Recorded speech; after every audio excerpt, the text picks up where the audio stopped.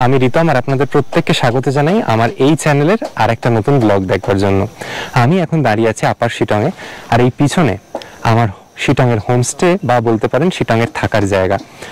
শিটং হচ্ছে এমন এক জায়গা যাকে কমলালেবুর গ্রাম হিসেবে সাধারণ পর্যটক চেনে, আর এর পাশেই আছে মংপুর, যেটা বিখ্যাত হচ্ছে সিনকোনা প্লান্টেশনের জন্য। আর এই দুটো ছোট্ট পাহাড়ি গ্রামকে জুড়ে দিয়েছে যোগীঘাট ব্রিজ। আজকের এই ভিডিওতে আমাদের এই শিটং এর যে হোমস্টে, কোপা হোমস্টে, সেখানে আমাদের থাকবার অভিজ্ঞতা আপনাদের সঙ্গে শেয়ার করব। যারা আগামী দিনে পুজোর সময় বা উইন্টার্সে শিটং আসবেন প্ল্যান করছেন, এনজেপি থেকে রোড কন্ডিশনস কীরকম, এখন এই হোমস্টেগুলোর মোটামুটি ট্যারিফ কীরকম পড়ছে পার পারসন, ঘরের কোয়ালিটি বা কীরকম, কোন কোন হোমস্টেতে আপনারা শিটংয়ে থাকতে পারেন, শিটংয়ে কী কী ঘুরে দেখবেন, তার একটা কম্প্রিহেন্সিভ গাইড আজকের ভিডিওতে পাবেন। তাই অনুরোধ রইল ভিডিওটা শেষ পর্যন্ত দেখবেন এবং দেখে যদি কিছু ভালো লাগে তাহলে অবশ্যই কিন্তু আমার চ্যানেলটি সাবস্ক্রাইব করতে ভুলবেন না। তাহলে চলুন একসঙ্গে শিটংকে এক্সপ্লোর করা যাক।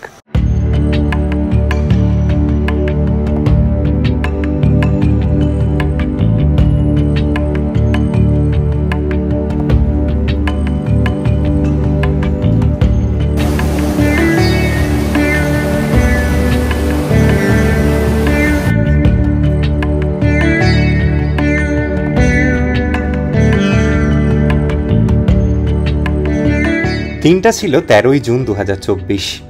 একটা কর্মব্যস্ত দিনের শেষে বহু মানুষ যখন শিয়ালদা স্টেশন থেকে লোকাল ট্রেন নিয়ে যে যার বাড়ির পথে রওনা দিচ্ছেন, তখন আমি রওনা হলাম ভালোবাসার উত্তরবঙ্গের দিকে। মে মাসে দার্জিলিং ঘুরে আসবার পর থেকেই মনটা যেন ছটপটিয়ে উঠেছিল যে আবার কবে পাহাড়ের দেখা পাবো, এবং মনের সেই স্বাদকে পূরণ করতেই আমার এবার শিটংয়ের যাত্রা।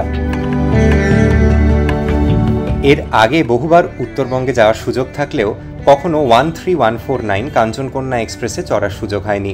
সেদিন চেপে বসেছিলাম এই কাঞ্চনকন্যা এক্সপ্রেসেরই 2AC-তে, যেখানে পার পারসন আমাদের খরচ পড়েছিল 1310 টাকা। এছাড়া এই ট্রেনটির থার্ড এসিতে পার পারসন খরচ পড়ে শিলিগুড়ি জংশন অবধি 920 টাকা, ফার্স্ট এসিতে খরচটা পড়ে হচ্ছে 2180 টাকা, এবং স্লিপারে ভাড়া পড়ে 340 টাকা। এই ট্রেনটির মূল সুবিধে যেটা, সেটা হচ্ছে এই ট্রেনটি এনজেপি না গিয়ে যায় শিলিগুড়ি জাংশন, যেখান থেকে পাহাড়ে ওঠা কম্প্যারিটিভলি অনেক ইজিয়ার। এই 13149 কাঞ্চনকন্যা এক্সপ্রেসে কিন্তু কোনো অনবোর্ড কেটারিং বা প্যান্ট্রি কারের ব্যবস্থা নেই। ট্রেনে ওঠার আগে দরকার মতো জল এবং খাবার নিয়ে নেবেন। আমার যেহেতু খাবার আলাদা করে নিয়ে যাওয়া কিছু হয়নি, তাই বর্ধমান ঢোকার ঠিক 1 ঘন্টা আগে রেলের যেটা অনলাইন ফুড অর্ডারিং সিস্টেম, সেটার মারফতে কিন্তু একটি চিকেন থালি অর্ডার করেছিলাম, যা আমার সিটেই দিয়ে যাওয়া হলো বর্ধমানে। চলুন দেখি সেখানে কি পাওয়া গেছিল। যাই হোক, কথা রেখেছে। ঘড়িতে বাজে প্রায় 10:50, আমাদের খাবার সিটে এসেই দিয়ে গেছে। ইউপিআইতেই পেমেন্ট নিল, ক্যাশেরও কিন্তু কোনো নেসেসিটি নেই। তৃষাকে একবার বলবো যে প্লাস্টিকটা খুলে দেখাতে, যে এই থালি যে নিলাম 210 টাকা পড়লো, এতে ঠিক কি কি পেলাম। এই হচ্ছে আমাদের থালি, দেখুন এর মধ্যে আছে হচ্ছে একটা ডাল, সাদা ভাত, চিকেন 3 পিস, একটা গোলাপজাম, আর এদিকে হচ্ছে কিছু স্যালাড, একটা তরকারি, আচার, আর বোধহয় 2টো রুটি। এই কিন্তু মোটামুটি আমাদের 210 টাকার আইটেম। ট্রেনের খাবারের তুলনায় বলাই চলে যে খাবারের স্বাদ কিন্তু বেশ ভালো ছিল। আমি কিন্তু খাবারটা এনজয় করেছি। আর একটা জিনিসও বলে রাখবার দরকার, এই যে 2AC-র আমাদের কোচটার অ্যারেঞ্জমেন্ট, তাতে আমরা কিন্তু যেরকম বালিশ, কম্বল, লিনেন, টাওয়েল সব পেয়েছিলাম, তার সঙ্গে অ্যাডিশনালি আপার যে সিটটা, তাতে একটা চার্জিং পয়েন্টও ছিল, যা বেশ কাজে এসেছিল, এবং বটল হোল্ডারেরও অ্যারেঞ্জমেন্ট আছে। আপনারা যারা এই ট্রেনটি নেবেন ভাবছেন, একটা ছোট্ট সাজেশন দিয়ে রাখবো, টিকিটটা যখন কাটবেন তখন নিউ মাল জাংশন অবধি কেটে রাখবেন। তাতে একটা বেনিফিট হবে, যদি কোনো কারণে প্ল্যানটা এদিক ওদিকও হয়, নিউ মাল জাংশন থেকেও কিন্তু অনেক দিকে বেরিয়ে যাওয়া যায়। এই ট্রেনটা কিন্তু এই রুটের সব থেকে স্লোয়েস্ট ট্রেন। শিয়ালদা থেকে রাত 8:35-এ ছেড়ে গিয়ে শিলিগুড়ি জাংশন পৌঁছয় সকাল 8টা, এবং নিউ মাল জাংশন গিয়ে পৌঁছয় 9:10, যেখান থেকে এখন গ্যাংটক বা ডুয়ার্সের ট্রিপও শুরু হচ্ছে। সকাল 8:20 আর বৃষ্টি মাখা শিলিগুড়ি জাংশনে এসে পৌঁছলো কাঞ্চনকন্যা। 20 মিনিট মতো লেট করেছে। এই গাড়ি কিন্তু এর পরেও নিউ মাল জাংশন, হাসিমারা হয়ে আলিপুরদুয়ার অবধি যাবে। আপনারা যারা ডুয়ার্সের দিকে যাবেন তাদের ক্ষেত্রে নিউ মাল জাংশনে নামা ভালো। এমনকি আমার এই ট্রেনে বুকিং করা ছিল একটাই কারণে, যে যদি সিলেরিগাঁও যাই, সিলেরিগাঁওটা কিন্তু এনজেপি বা শিলিগুড়ি থেকে শুরু করার থেকে নিউ মাল জাংশন থেকে শুরু করা ভালো। এমনকি লাভা, ঋষভ এদিকটাও কিন্তু কম্প্যারিটিভলি এনজেপি বা শিলিগুড়ির থেকে আপনারা যদি নিউ মাল জাংশনে নেমে গাড়ি নিয়ে যান অনেক তাড়াতাড়ি হয়। এবার উত্তরবঙ্গে আসা সত্ত্বেও এই প্রথমবার কিন্তু আমি শিলিগুড়ি জাংশনে এলাম। এর আগে যতবারই এসছি ট্রেন ধরা, ট্রেন থেকে নামা সবই এনজেপি কেন্দ্রিক হয়েছে। তো শিলিগুড়ি স্টেশনটা আমার অনেক বেটার লাগে, কারণ এখানে ভিড়ভাড়টা প্রচুর কম। হালকা বৃষ্টি হচ্ছে সকাল থেকেই, তবে এখানে খুব বেশি বৃষ্টি বা একদম সেই হাঁটা চলা যাবে না সেইরকম বৃষ্টিটা এখনো শুরু হয়নি। জানি না আগামী 72 ঘন্টা আমাদের জন্য কি অপেক্ষা করছে। তো প্ল্যাটফর্মগুলোকে আপগ্রেড করে উন্নতি করে, কিন্তু যেটা খুব অদ্ভুত লাগে বেশিরভাগ জায়গায় বা বেশিরভাগ বড় স্টেশনগুলো এখনও এসক্যালেটর নেই, লিফটের ফেসিলিটি নেই। একটা 15-20 কেজি লাগেজ সিঁড়ি দিয়ে তোলা আর নামানো যে কি টাফ ব্যাপার, মানে ভাবা যায় না। হচ্ছে শিলিগুড়ি জাংশনের এক্সিট, আমরা একদম কাছাকাছি চলে এসেছি। ছোটোর ওপর খুব কোজি স্টেশন আর কি, এখানে গাড়ি লোকেট করতে পারা সব কিছুই খুব সুবিধে। আর মূল টাউন শিলিগুড়ি থেকে কিন্তু এটা অ্যাকচুয়ালি কাছে। এনজেপি থেকে যেরকম শিলিগুড়ি আসতেই 25-30 মিনিট নিয়ে নেয় ট্রাফিক থাকলে, এখান থেকে যদি আপনারা দার্জিলিং যান বা সিকিমের যে কোনো কোথাও যান 8 ঘন্টা সেভ হবে। শিলিগুড়ি জাংশন স্টেশনের বাইরের অবস্থা দেখুন, অনেক খালি খালি। এখানে কিন্তু ওই ম্যাড রাশটা নেই, আর এখান থেকে অটো, রিজার্ভড গাড়ি সব পাওয়া যাচ্ছে, কিন্তু লোকেট করা খুব ইজি। আজকে আমাদের গাড়ি হচ্ছে এই 7394 টাটা সুমো। আজকে আমাদের এটা প্রি রিজার্ভ করা আছে, আমরা যেহেতু 4 জন আছি।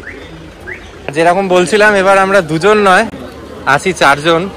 চেনা চেনা মুখ কিছু আবার দেখতে পাবেন, আছে স্বর্ণদ্বীপ, অন্তরা। আমাদের গাড়িও এসে গেছে, এই 4 হাত এক হয়ে গেল। চলো রওনা দেওয়া যাক স্বর্ণদ্বীপ। এই যে টাটা সুমোটা দেখছেন, এটাই আমাদের গোটা ট্রিপে আমাদের সঙ্গে থাকবে। আমাদের সত্যি কথা বলতে এই গাড়িটি নিয়ে যাওয়ার কথা ছিল সিল্ক রুট, যেটা হয়ে উঠলো না। আমাদের কাল বিকেলে এন্ড মোমেন্টে প্ল্যান পাল্টাতে হয়েছে। আর এবারের এই গাড়িটা আমি নিয়েছি হচ্ছে ট্যুর কিংডমের থেকে। ট্যুর কিংডমের নাম্বার আমি দিয়ে রাখবো। ওনারা উত্তরবঙ্গ, সিকিম, ভুটান এইদিকে নানা ট্রিপ করে থাকেন। ওনাদের থেকে আপনারা গাড়ি, কাস্টমাইজ ট্যুর প্ল্যান যে কোনো কিছু নিতে পারেন। আমরা যেহেতু ওদের সঙ্গে সিল্ক রুট যাওয়ার কথা ছিল, তো ওরাই প্ল্যান পাল্টানোর পরেও আমাদের গাড়ি দিয়েছে। কিন্তু এই গাড়িটা নিয়ে এবার আমরা উত্তরবঙ্গের বিভিন্ন জায়গায় যাব। সিকিমে কিন্তু এবার আর যাওয়া হবে না আনফর্চুনেটলি। আমাদের এবার নর্থ বেঙ্গলের ট্রিপটার আসার 3-4 দিন আগে থেকে যে সব খবর কানে আসছিল, তারপর মনে অবশ্যই ভয় ছিল। কোথাও কোথাও শুনলাম দার্জিলিং যাওয়ার রাস্তা নাকি জলে ভেসে গেছে, কোথাও বলছিল যে শিলিগুড়িতে নাকি বন্যার মতো পরিস্থিতি, কোথাও শুনলাম যে সিকিমে ধস, কোথাও বলছে NH10 বন্ধ। এত কিছু ইনফরমেশন ইনজেস্ট করবার পর এখানে আসবো কিনা সেটা নিয়েই কিন্তু একটা মনের মধ্যে দ্বিধা ছিল। তবে যেহেতু কিছু ফিনান্সিয়াল কমিটমেন্টস অলরেডি হয়ে গেছিল, তাই গোটা প্ল্যানটাকে ক্যান্সেল করবার মতো পরিস্থিতিতে ছিলাম না। তাই অল্টারনেটভাবে বেছে নেওয়া অফবিট দার্জিলিং বা অফবিট নর্থ বেঙ্গলের এই পাহাড়ি গ্রামগুলোকে। এবং সত্যি কথা বলছি, এখানে পা দেওয়ার পর বুঝলাম যে বর্ষায় ভেজা পাহাড়কে যদি দেখার সুযোগ না হতো তাহলে সত্যিই অনেক কিছু মিস হতো। বছরের আর অন্য কোন সময় এরকম ভিউ পাওয়া যায় আমার তো জানা নেই। আমরা এখন দাঁড়িয়ে আছি এমন এক জায়গায় যেটাকে আক্ষরিক অর্থে ফুট হিলস বলা যায়। আমাদের অল্টিটিউড এই মোটামুটি ধরুন 200 থেকে 250 মিটার। আমরা শুকনার রাস্তা ছেড়ে রোহিণীর দিকে এগোচ্ছি সুভাষ ঘিসিং মার্গ হয়ে। আর কি অপূর্ব সৌন্দর্য দেখুন এখানের আশপাশের। দূরে উঁচু পাহাড়গুলো দেখা যাচ্ছে, সবুজ একদম চারিদিকটা।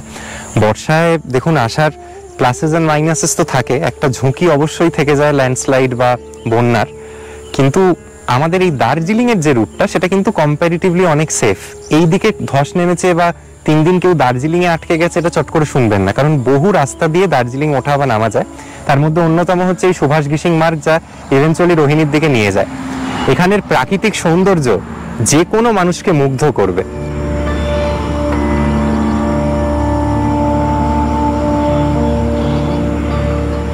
সেই শিটং এর যাত্রাপথের ব্যাপারে খানিক তথ্য দিয়ে রাখি। আজকে আমরা যে রুটটা নিচ্ছি আর কি ভায়া কার্শিয়াং, এটা সচরাচর কিন্তু ড্রাইভাররা নিয়ে থাকেন না। তার কারণ হচ্ছে প্রেফার্ড রুট যেটা শিটং যাওয়ার, সেটা হচ্ছে গ্যাংটকের যে রাস্তায় আমরা এগোই সেবকের রাস্তা হয়ে কালীঝোড়ার ওখান থেকে একটা কাট আছে যেটা দিয়ে ওপরে শিটংয়ে কানেক্ট করা যায়। ওখানে ধরুন ওই রুটটা দিয়ে গেলে 50 কিলোমিটার মতো দূরত্ব শিলিগুড়ি জাংশন থেকে। তবে এটা আমরা যে রুটটা দিয়ে যাচ্ছি কার্শিয়াং হয়ে, অ্যাটলিস্ট গুগল ম্যাপসে যা দেখাচ্ছে আমাদের হোমস্টে অবধি আপার শিটং অবধি 40 থেকে 42 কিলোমিটার, এবং শিলিগুড়ি জাংশন থেকে টোটাল দূরত্বটা ছিল 1 ঘন্টা 40-45 মিনিট মতো। এবার সবাই যদি রিজার্ভ গাড়ি নাও নিতে চান তাহলে দুটো অল্টারনেট আছে। একটা হচ্ছে যেগুলো দার্জিলিংগামী শেয়ার গাড়ি, সেখানে আপনারা কার্শিয়াং টুরিস্ট লজ বা তার আশপাশের যেটা স্ট্যান্ড সেখানে নেমে যান, সেখান থেকে আবার রিজার্ভে গাড়ি পেয়ে যাবেন, তাহলে খানিকটা হলেও সাশ্রয় হবে। আর যদি গ্যাংটকের রুটটা দিয়ে ওঠেন তাহলে আপনাদের আইদার রামবি বাজার বা আমি যেরকম বললাম কালীঝোড়া, ওইখানে নামতে হবে। আবার ওখান থেকে আপনাদের হোমস্টেকেও বলে রাখতে পারেন বা নিজেরাও রিজার্ভ গাড়ি নিয়ে উঠতে পারেন। এই দুটো কিন্তু হচ্ছে ওঠার উপায়। আর যারা ভাবছেন শিটং আসার বেস্ট টাইম কি, অবশ্যই হচ্ছে জানুয়ারির ওই সময়টা, যে সময় কমলালেবুর ফলন হয়, কারণ শিটং কিন্তু জনপ্রিয় হচ্ছে কমলালেবুর গ্রাম হিসেবে। ফুটহিলসে দাঁড়িয়ে খানিকক্ষণ জিরিয়ে নেওয়ার পর আমরা আবার রওনা হলাম মূল টাউন কার্শিয়াংয়ের দিকে, এবং যাওয়ার পথেই চোখে পড়ল অপূর্ব কিছু পাহাড়ি ঝর্ণা এবং ঝোড়া। আপনারা যারা এই রুটে আসছেন রোহিণী বরাবর, কার্শিয়াং হয়ে যদি যান, ড্রাইভারকে বলে নিতে পারেন কার্শিয়াংয়ের সাইট সিইং পয়েন্টসগুলো আপনাদের দেখিয়ে যেন ইভেনচুয়ালি দিনের শেষে আপনাদের শিটংয়ের হোমস্টেতে ড্রপ করেন। আরও কার্শিয়াংয়ের দিকে এগোনোর আগে আমরা একটা খাবারের জন্য ব্রেক নিলাম, এবং যে জায়গাটায় আছি সেখান থেকে ভিউটা যে কি সুন্দর একবার দেখাই। আপনারা যারা আমার এই রিসেন্ট গিদ্দা পাহাড়ের যেখানে আমি ছিলাম আর কি, লাডা স্ট্রিট অফসের ভিডিওটা দেখেছেন, তারা বুঝতে পারবেন কতটা সুন্দর ছিল ওখানের ভিউ। ঠিক সেম জিনিস আমি এখান থেকে দেখতে পাচ্ছি। এই দেখুন, কথা বলতে বলতে তো আপনাদের এখানের রুটে যখন আসবেন সেখানের ট্যুর প্ল্যানটা কিভাবে সাজাবেন সেটাই তো বলা হলো না। আপনারা এনজেপি থেকে শুরু করে প্রথম দিনটা কাটান শিটংয়ে। দ্বিতীয় দিন শিটংয়ের আশপাশের সাইট সিইং কমপ্লিট করে আপনারা সরাসরি চলে যেতে পারেন তাগদা, তিনচুলে, লামাহাটা, ছোটা মাংবার মতো কোনো আরেকটি পাহাড়ি গ্রামে। সেখানে একদিন থেকে পরের দুদিন দার্জিলিংয়ে কাটিয়ে আবার এনজেপি ফিরে আসুন।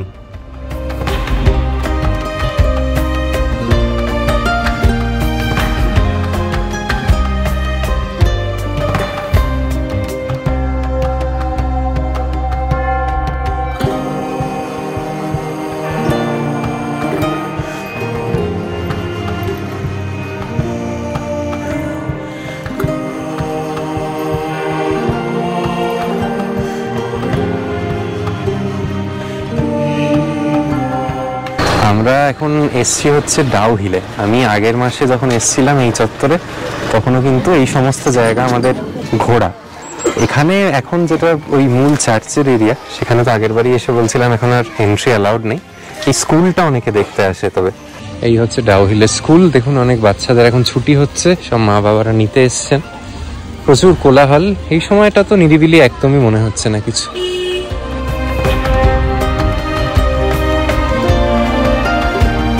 ডাউ হিলে এখন আমরা হেঁটে যাচ্ছি। এখানের অল্টিটিউড হচ্ছে 1711 মিটার। ডাউ হিল বা মূলত কার্শিয়াংয়ের এই অঞ্চলটা, দিলারাম বলুন বা এই গোটা অঞ্চলটার মেন সৌন্দর্য হচ্ছে এই পাইন ফরেস্ট। আর দেখুন, দেখলে বুঝতে পারবেন এই পাইনের বনে কত মেঘ জমে আছে। ব্যাপারটা হচ্ছে এখানে এতটাই নিরিবিলি, এতটাই মানে ফাঁকা ফাঁকা হয়ে যায় সন্ধ্যা নামার আগে, লোকের একটা গা ছমছম করাটা স্বাভাবিক। তবে আমি জানি না, মানে আমি নিজে এগুলো খুব একটা বিশ্বাসও করি না, এবং আমার মনেও হয় না যে এখানে ভৌতিক কিছু আছে। যেখানে এত বাচ্চারা থাকে, এত মা বাবা ভরসা করে যে স্কুলে বাচ্চাদের ভর্তি করেছে, নিশ্চয়ই এখানে যদি হন্টেড অ্যাক্টিভিটিস হতো তাহলে নিশ্চয়ই কেউ আসতো না বা পড়াতো না বাচ্চাদের। আগে এখানে একটা চার্চ ছিল, হন্টেড চার্চ, যেখানে যেতে দিত, তবে সেটাও এখন আর অ্যালাউ করে না।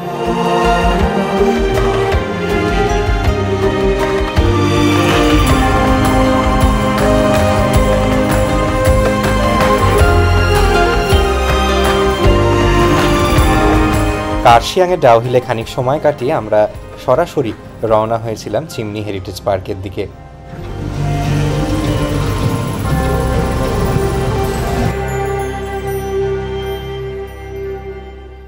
এসে পৌঁছেছি চিমনি হেরিটেজ পার্কে, বাঁকুড়া রোডের ওপর অবস্থিত এই চিমনি পার্ক।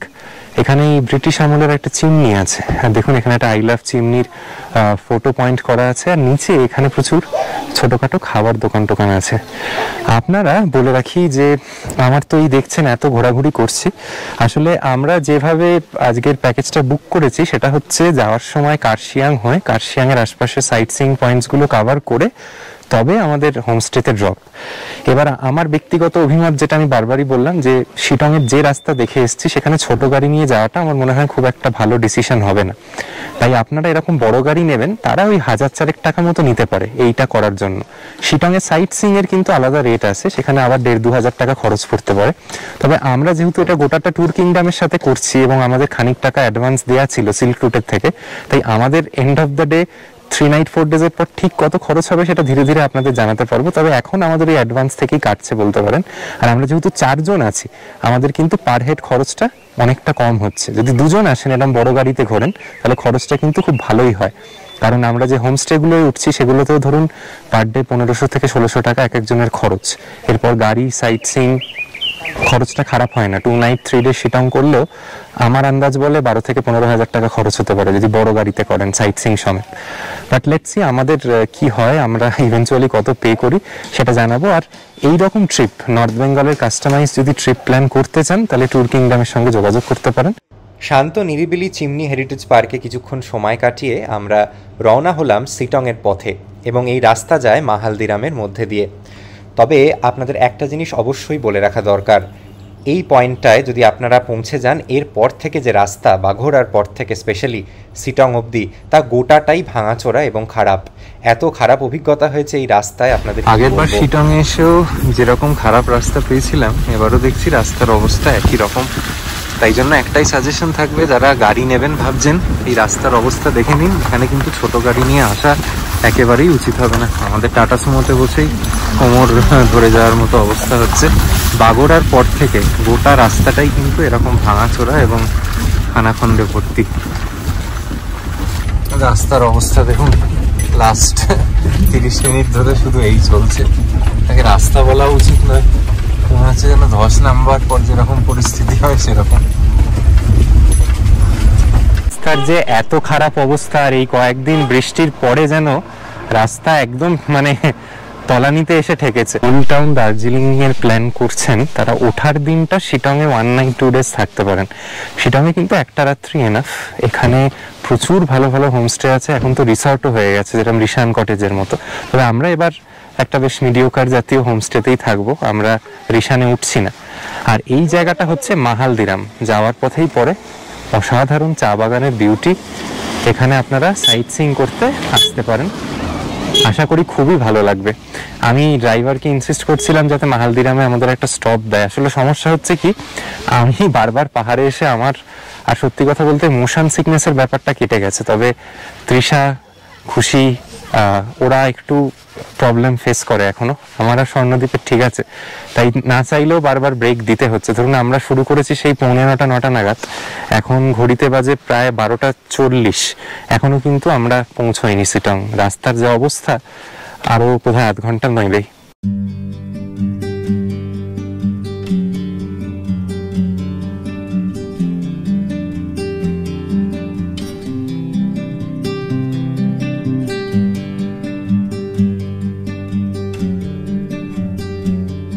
প্রায় ঘন্টা চারেকের রাস্তা অতিক্রম করে এবং শেষের ওই জঘন্য স্ট্রেচটাকে কভার করে আমরা শেষমেশ পৌঁছলাম আপার শিটংয়ে আমাদের হোমস্টেতে।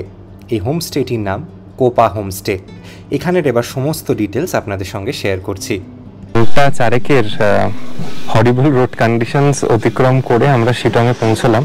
বাগোড়ার পর থেকে একদম মানে ভাবতে পারবেন না কি খারাপ রাস্তা। যারা সেলফ ড্রাইভ করে আসবেন ভাবছেন, মানে দুবার ভাববেন যে এখানে আসা উচিত হবে কি হবে না। আমরা এবার উঠেছি হচ্ছে কোপা হোমস্টেতে শিটংয়ে, একটা নতুন হোমস্টে। এর নিচেই হচ্ছে বিশেষ হোমস্টে। এই যেটা দেখছেন এটাই বিশেষ হোমস্টে। বিশেষে থাকার ইচ্ছে ছিল, তবে ওই যেরকম হয়, আমরা যেহেতু শেষ মোমেন্টে ওনাদের রিচ আউট করেছিলাম আর ঘর নেই, তো আমরা কোপাতেই উঠলাম। কোপার ভিউটা আরো বেটার, কারণ এর হাইট আরো অনেক বেশি। এখন তো দেখুন পুরো মেঘাচ্ছন্ন, আমাদের হয়তো গোটা ট্রিপটাতেই এরকম মেঘাচ্ছন্ন পরিবেশেই আমাদের থাকতে হবে। তবে যদি ক্লিয়ার থাকে, এখান থেকে খুব সুন্দর কাঞ্চনজঙ্ঘা দেখা যায়। এই রকম কিছুটা এন্ট্রেন্সের এরিয়াটা, এই চারিদিকে ঘর। কি স্বর্ণদ্বীপ, কি বুঝলে আসার রাস্তার ব্যাপারে কি বলার আছে? একদম মানে যাচ্ছে তাই রাস্তা, যাচ্ছে তাই রাস্তা, তাই রাস্তা। আর এই দেখুন লবি, লবির দুপাশ বরাবর রুম আছে। আমাদের রুমটা কিরকম পরে গিয়ে দেখাচ্ছি।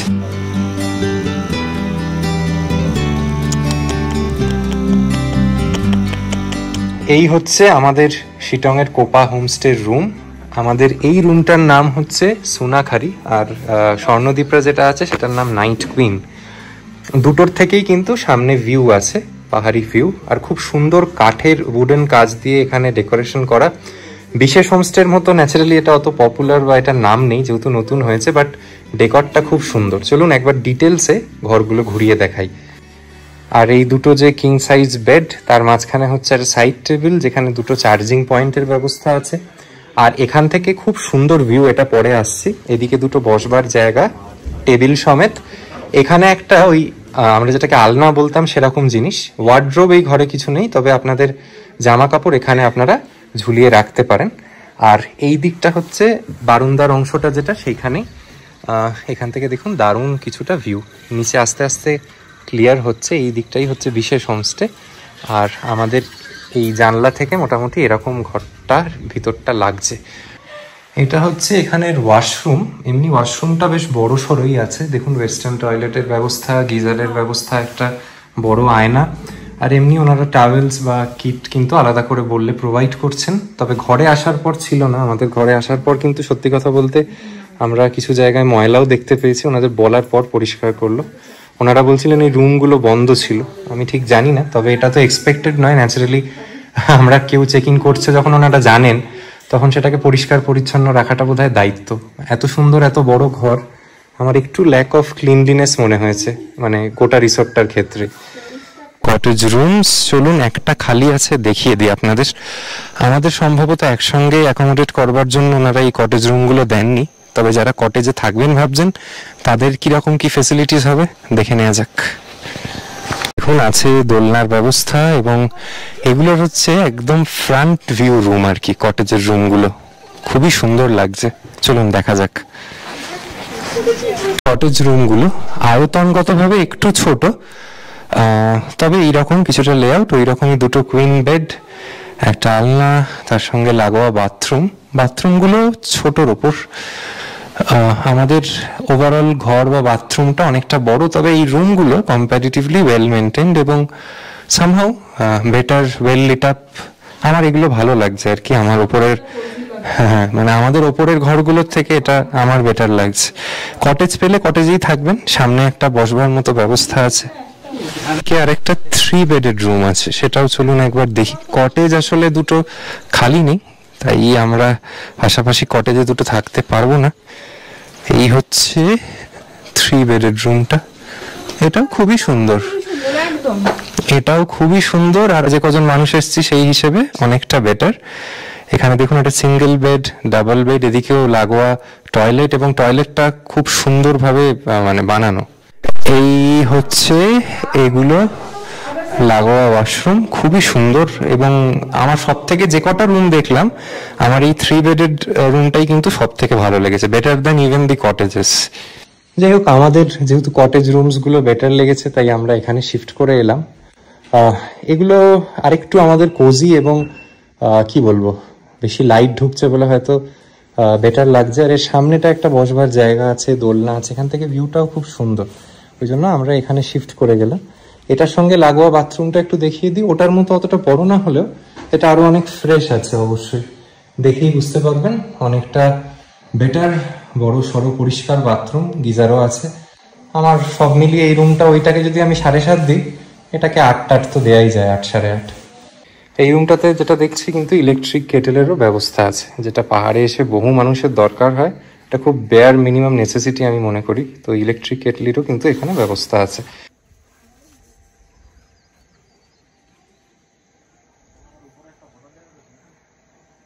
আর যেরকম বলেইছি, আজকের আমাদের এই যে রুমে আমরা আছি, মোটামুটি পার পার্সন 1500 টাকা মতো খরচ পড়ছে যদি সরাসরি বুকিং করেন। যদি ট্যুর কিংডমের মারফত আসেন, তাহলে ওভারঅল যে ট্যুরের একটা বাজেট হয়, তাতে 200-300 টাকা কম বেশি হতে পারে। তো সেটা তো ট্যুর কিংডমের সঙ্গে যোগাযোগ করলে ওনারা বলে দিতে পারবেন।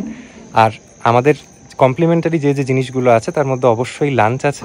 চলুন লাঞ্চে কি সার্ভ করছেন ওনারা দেখাই আপনাদের, এবং ওনাদের রেস্তোরাঁর যে অংশটা, যেখানে বসে খাবার ব্যবস্থা, সেটা কিরম সেটাও তুলে ধরি। এই কটেজ রুমগুলো থেকে নেমে এসে কিন্তু এই দিকটা হচ্ছে ওনাদের কিচেন ঘর। চলুন দেখি কি খাবার দাবারের ব্যবস্থা আছে আজকে। খুবই সুন্দর ভিতরটা, অনেকটা বড় সড়ো পরিষ্কার জায়গা। টেবিল পাতা আছে, খাবারও সার্ভ হয়ে গেছে। Let's see. ভাই দেখুন তৃষা বসেছে, কাঁসার থালায় খেতে দেওয়া হয়েছে, কিন্তু এটা একটা অভিনব ব্যাপার। উত্তরবঙ্গে অতটা কাঁসার থালার প্রচলন ছিল বলে আমি জানতাম না। এটা খুব একটা শান্তিনিকেতনের পেটেন্ট জিনিস, বাট এখানেও দেখুন কাঁসার থালা, কাঁসার গ্লাসে ওনারা খাবার ব্যবস্থা করে দিয়েছেন, খুব ভালো লাগছে যে জন্য। আচ্ছা, আমাদের দুপুরের খাবারে কি কি মেনু আছে আপনাদের একটু দেখিয়ে দিই। সাদা ভাত, একটা আলু সয়াবিনের তরকারি, আলু ভাজা, ডিমের কারি, ডাল, পাঁপড় এবং সালাডের ব্যবস্থা আছে। আর এটা হচ্ছে স্পেশাল, দেখুন পাহাড়ি লঙ্কা। আমি তো খাবোই না, স্বর্ণদীপ খাবে নাকি? আমার সাহস নেই, যাই হোক। আর খুব সুন্দর পরিবেশনাটা, খুবই ভালো। এবং আসার পর থেকে মোটামুটি আমরা যা চেয়েছি তা পেয়েছি, তো এটা একটা ভালো জিনিস তো বলতেই হবে। এটা কি জিনিস? ও মানে যেটা আমাদের আলু ভাতে বলে, তো এটাও দিয়ে গেল। বেশ অনেক রকমই পদ আছে। আমাদের সত্যি বলতে অতটা খিদে আছে কি মোমো খাওয়ার পরে? না, মোমোটা আজকে অনেকটাই ছিল। 8 পিস ছিল। 8 পিস, এক প্লেটে 8 পিস। আমরা প্রথমে বুঝতে পারি হয়তো 4টে প্লেট আমরা অর্ডার করতাম। সেটাই আমাদের একটু হেভি আছে পেট, তবে দিয়েছেন যখন খেয়ে ফেলা যাক।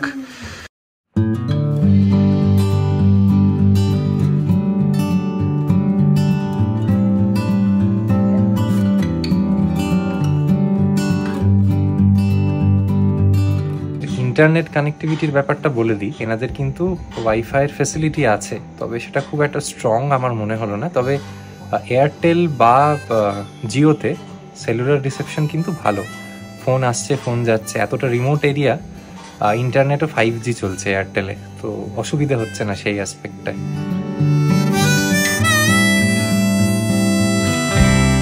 আমরা ঠিক যেখানটা আছি শিটংয়ে, এখানের অল্টিটিউড হচ্ছে 1330 মিটার। আর এখানে মোটামুটি টেম্পারেচার যে রেঞ্জটা হচ্ছে বলে দিই, দিনের বেলা এই ম্যাক্সিমাম 23-24 মতো উঠছে, এবং রাত্রিবেলা এটা কমে হচ্ছে 17-18। এর থেকে বেশি ঠান্ডা কিন্তু আপার শিটংয়েও পড়ছে না। যারা কোনো কারণে লোয়ার শিটংয়ে ঘর নিয়েছেন তারা একদমই ঠান্ডা পাবেন না। ওখানে দিনের টেম্পারেচার প্রায় 27-28 মতো এই গরমের সিজনে। এই দেখুন আমাদের হোমস্টের ওপরের যে ভিউ পয়েন্ট, তাকে ঘিরে যেরকম বলছিলাম মাল্টিপল বসবার জায়গা এবং চা বাগান, তার মধ্যে এই জায়গাটা একটা। যদিও খুব একটা কিছু ওয়েল মেনটেন্ড নয়, একটু নোংরা নোংরা মতোই লাগছে, বাট হ্যাঁ সুন্দর, বেশ নিরিবিলি একটা পরিবেশ।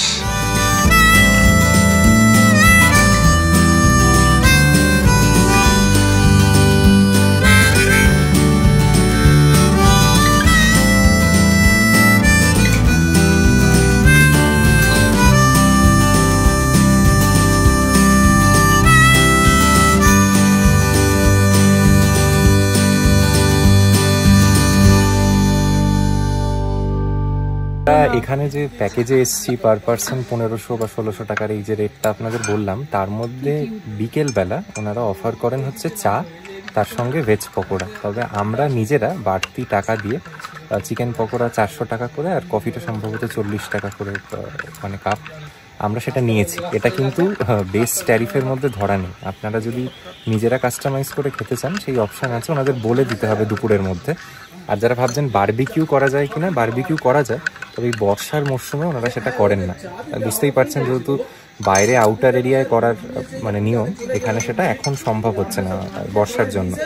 আর আরেকটা জিনিস বলে রাখি, সেটা হচ্ছে যে রাত্রিবেলা কিন্তু ওনারা যেরকম সকালে দেখছিলেন লাঞ্চে আমাদের ডিম দেওয়া হয়েছিল, রাত্রিরে কিন্তু চিকেন আছে, তার সঙ্গে রুটি বা ভাত আপনারা যা বলবেন সেটা অ্যারেঞ্জ করে দেয়। আমাদের ডিনারের যেটা বলছিলাম যে আপনারা ওই রুটি বা চিকেন বা ভাত চিকেন এরকম নিতে পারেন, তার সঙ্গে সবজি ডাল তরকারি এগুলো থাকে। আমাদের আজকে হয়েছে কি, আজকে বিকেল 7টা 7:30টার পর থেকে এখানে আবার একটু বৃষ্টি পড়া শুরু হয়েছে। আমরা সকালটা যখন এসেছিলাম মোটামুটি শুকনোই ছিল, তো তার দরুন আমরা ঘরে খাবার নিয়েছি। সেটা কিন্তু আপনারা নিতে পারেন, ওনারা উইদাউট এনি অ্যাডিশনাল কস্ট কিন্তু ঘরে খাবার সার্ভ করে, এবং আপনারা আপনাদের সুবিধা মতো সেক্ষেত্রে খেতে পারেন। এখানে কিন্তু একটা আপার লিমিট আছে, মানে এমন নয় যে আপনি রাত 11টায় বললে আপনার জন্য রেস্তোরাঁ খোলা থাকবে, সেটা কোনো হোমস্টেতেই হয় না। ওনারা সম্ভবত 10টার মধ্যে রেস্টুরেন্ট ক্লোজ করে। তার আগে আপনাদের যা খাবারের প্রয়োজনীয়তা সেটা কিন্তু বলে বা অর্ডার করে নিতে হবে। এই হচ্ছে আমাদের রাত্রের খাবার। দেখুন ওনারা এরকম হটপট এবং জিনিসে করে দিয়ে গেছে, রুটি স্যালাড, এটা চিকেন না রে, চিকেন আছে, এখানে আছে বোধহয় তরকারি, আর ভাতও আছে। এখানের আমরা মোটামুটি যে খাবার দাবার খেয়েছি এখন অব্দি খারাপ লাগেনি। কি বলো স্বর্ণদীপ, খাবার ঠিকই লেগেছে? কিন্তু ভালোই ছিল, আমারও তাই মনে হয়েছে, একদম একদম। Hello, good morning everybody from upper Shillong. আজকে 15ই জুন 2023 এবং সকাল থেকে পরিবেশ খানিক এরকম। আশপাশের সমস্ত পাহাড় এবং জনবসতি মেঘে ঢাকা। কালকে রাত্রে অতটা বৃষ্টি না হলেও আজকে ভোর থেকে কিন্তু বৃষ্টির পরিমাণ অনেকটাই বেড়ে গেছে এবং পুরোটাই দেখুন কুয়াশা এবং মেঘে ঘেরা। যদিও মানে পাহাড়ের এই রূপটাও আমার কাছে খুব প্রিয়। একটা ঝকঝকে রৌদ্রোজ্জ্বল দিনে পাহাড় যতটা সুন্দর, আবার এরকম স্যাঁতস্যাঁতে ভেজা একটা কুয়াশা ঘেরা পাহাড়ও কিন্তু খুব সুন্দর লাগে দেখতে। আমাদের এবার পালা এখানে ব্রেকফাস্ট সেরে নেওয়ার। ব্রেকফাস্টে আছে লুচি, তরকারি, ডিম সেদ্ধ আর সম্ভবত জিলিপি, সেটাই বলছিলেন। চাইলে রুটিও করে দিতে পারে, তবে এখানে কিন্তু ইংলিশ ব্রেকফাস্টের কোনো অপশান নেই, মানে এমনকি ব্রেড বাটার বা ফল আমরা বলছিলাম সেটাও নেই। গরম গরম ব্রেকফাস্ট সার্ভ হয়ে গেছে। এই হচ্ছে লুচি, একটা ছোলার তরকারি, সঙ্গে জিলিপি। স্বর্ণদীপ, হ্যাঁ বৃষ্টি ভেজা সকালে গরম গরম লুচি, কিছু কি বলার আছে? মানে এই জিনিসটাও না একটা আলাদা মানে উপভোগ করার জিনিস। হ্যাঁ, বৃষ্টি ভেজা পাহাড়ও কিন্তু সত্যি অসাধারণ সুন্দর একটা। সেখানে যদি এরকম গরম গরম জিলিপি আর এরকম গরম গরম পুরি পাওয়া যায়, আলাদাই ব্যাপার, মানে পুরো জমে যাবে, জমে ক্ষীর। খুব ভালো একটা গন্ধ আসছে, খেয়ে নেওয়া যাক। আজকে যখন 15ই জুন 2024 আমি শিটংয়ে দাঁড়িয়ে এই ভিডিওটা বানাচ্ছি, শিটংয়ে এখন টেম্পারেচার 19 ডিগ্রি মতো। আর মায়ের থেকে কথা বলে জানতে পারলাম কলকাতা এখন 38 ডিগ্রি। ভাবি প্রকৃতি কতটা পার্শিয়াল বলুন। উত্তরবঙ্গে এত বৃষ্টি হচ্ছে, অতিবৃষ্টি, বন্যার পরিস্থিতি, লোকে বলছে এবার ছেড়ে দে, আর বৃষ্টি হোস না। আর দক্ষিণবঙ্গে মানুষ চাতক পাখির মতো বসে আছে কখন এক পশলা বৃষ্টি নামবে। শিটংয়ের এই রিসোর্টে এবার ঘন্টাখানেকের মধ্যেই চেক আউট করবার পালা। আমাদের কি ভালো লাগলো কি খারাপ লাগলো শেষ করবার আগে একটু সমস্তটা ছোট্ট করে বলে দিই। ভালো লাগার দিকগুলো দিয়ে শুরু করি। সেটা হচ্ছে এখানের হসপিটালিটি খুব ভালো, খাবার দাবার ওভারঅল বেশিরভাগ জিনিস বেটার, রুমের আয়তন খুব বড় এবং রুমগুলো সাজসজ্জার দিকে ওনারা ভালো নজর দিয়েছেন। এই গেল মোটামুটি পজিটিভ দিক। এবার যে জিনিসগুলো খারাপ লাগলো তার মধ্যে দুটো জিনিস এনাদের হাতে আছে এবং একটা জিনিস যেটা এনাদের হাতে নেই, সেটা হচ্ছে এখন শিটংয়ের রোড কন্ডিশনস খুবই বাজে। স্পেশালি যাদের কোমরের সমস্যা আছে তাদের একটা জায়গার পর থেকে কিন্তু এই রকম রোড কন্ডিশন দিয়ে এলে প্রবলেম হলেও হতে পারে। সেটা এনাদের ডিরেক্টলি হাতে না থাকলেও বাট এখানে আসতে গেলে তো সেই রাস্তা ভেঙেই আসতে হবে, এটা একটা সতর্কতার ব্যাপার। দ্বিতীয় জিনিসটা হচ্ছে যে এখানে ক্লিনলিনেসের অভাব আমার ভীষণ রকম চোখে পড়েছে। সেটা ঘরের বিভিন্ন জায়গা হোক, বাথরুম হোক, আমরা সেটা বলেওছি ওনাদের। আমার মনে হয় সেই জায়গাটা ওনাদের ভেবে দেখা উচিত, কারণ cleanliness is a basic need. সেটা ঠিক মতো না থাকলে ভালো লাগে না। আর আরেকটা জিনিস আমার খুব অদ্ভুত লাগলো, সেটা হয়তো অন্য সব হোমস্টেতেই সত্যি, যার জন্য আমি ব্যক্তিগতভাবে হোটেলে থাকা বেশি প্রেফার করি। সেটা হচ্ছে রাত্রির 11টার পরে এনাদের কাউকেই চোখে পড়লো না। আমার কালকে রাত্রিরে একটা দরকার হয়েছিল, আমি কিন্তু এনাদের ভিতরে যেটা রুম সার্ভিসের নাম্বার সেখানে ফোন করেছিলাম, কেউ ফোনও ধরেননি, এমনকি ফোন কেটে দিলেন ওনারা। আমি বলছি রাতে বিপদে আপদে যে কোনো সময় যদি কাউকে না পাওয়া যায়, একদম কমপ্লিটলি কাট অফ হয়ে যান 11টা থেকে ভোর 6টা অবধি, সেটা কিন্তু খুব প্রবলেমেটিক। এবং এরম অভিজ্ঞতা আমার আগেও অন্য হোমস্টেতেও হয়েছে। শিটংয়ে এখন ভালো রিসর্ট বলতে দুটোই, একটা বিশেষ হোমস্টে, একটা রিশান কটেজেস। বাকি সব কিছুই কিন্তু এরকম হোমস্টে প্যাটার্ন, যেখানে খাওয়া দাওয়া সমেত থাকা। তো এগুলো আমি বলে রাখলাম, ভালো খারাপ মিলিয়ে। যদি ওভারঅল কত নম্বর বলেন দেওয়ার, আমি 10-এর মধ্যে 7 নম্বর দেবো। ওভারঅল আমাদের একদিনে থাকার যে অভিজ্ঞতা হলো। আজকের এই ভিডিওকে এবার শেষ করবার পালা। আশা করি ভবিষ্যতের দিনে যারা শিটং আসছেন তারা ওভারঅল একটা গাইড পেলেন। আগামী পর্বে আপনাদের শিটং থেকে নিয়ে যাব ছোটা মাংবা এবং যাওয়ার পথে শিটংয়ের সাইট সিইং করব এবং আরও নানা তথ্য শেয়ার করব। আজকের ভিডিওটা শেষ করে দেওয়ার আগে লাইক, শেয়ার এবং সাবস্ক্রাইব করতে ভুলবেন না।